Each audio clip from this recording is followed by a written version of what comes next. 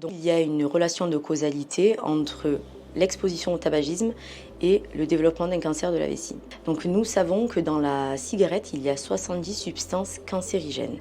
Lorsque le fumeur s'intoxique au tabac, il inhale de la fumée de tabac qui va passer par les poumons, va franchir les alvéoles pulmonaires. Ces substances toxiques vont passer par le sang, être filtrées par les reins et éliminées par les urines.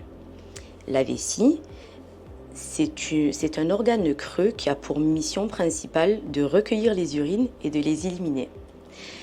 Donc, ces substances carcinogènes vont rester plusieurs heures dans la vessie, entre deux mictions, donc entre deux pipis, et vont pouvoir modifier les cellules de la vessie en cellules cancéreuses.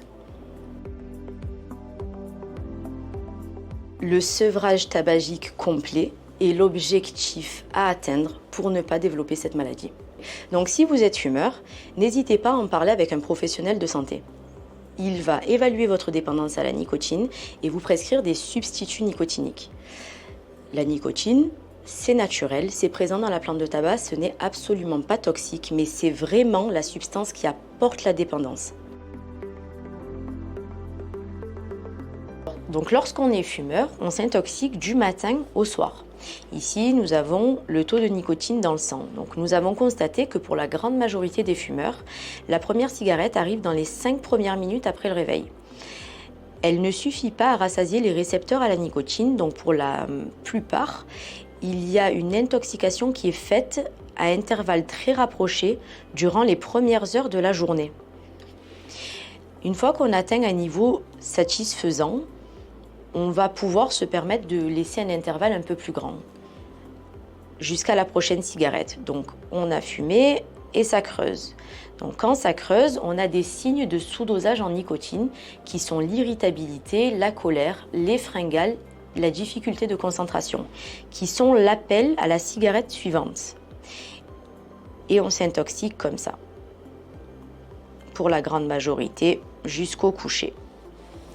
L'intérêt d'avoir des substituts nicotiniques par patch est de libérer de la nicotine de manière continue qui vont substituer les besoins de la personne et les porter bien la nuit de manière à être correctement substitués au réveil et de ne pas avoir besoin de fumer facilement.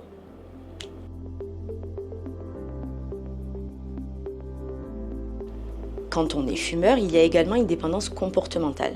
La dépendance comportementale, c'est vraiment la situation qui amène à la consommation. Ce qui devient avec le temps une cigarette réflexe à des moments bien identifiés, comme en voiture quand on conduit, quand on passe un appel ou quand on se retrouve en amis. Donc une envie de tabac dure 3 minutes. Malgré les substituts nicotiniques par voie transdermique, donc par patch, il peut y avoir des envies irrésistibles résiduelles, pour lesquels nous prescrivons systématiquement des substituts par voie orale qui vont venir tapisser les parois buccales et faire un shoot de nicotine.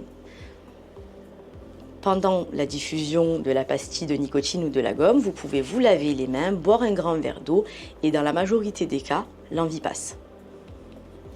Donc la troisième composante à la dépendance au tabac, c'est vraiment la dépendance psychologique, qui est le fait d'associer les émotions à l'action de fumer. Ce phénomène se produit parce qu'à chaque fois qu'on fume, il y a un shoot de nicotine qui monte au cerveau, il y a une libération de dopamine parce qu'on alimente le circuit de la récompense et le cerveau a cette mémoire du bien-être qui est procuré par la cigarette à chaque fois qu'elle est inhalée. Donc avec le temps, ça devient le meilleur échappatoire et le meilleur défouloir face à toutes les émotions. Je suis content, je fume, je suis énervé, je fume, etc. Pour ce qui est de la dépendance psychologique, il faut vraiment que ressurgissent en vous les motivations qui vous ont amené à un sevrage tabagique et surtout les bénéfices personnels. Dans la mesure où cela ne fonctionne pas, vous pouvez vous faire aider par une psychologue qui vous proposera des thérapies cognitivo-comportementales.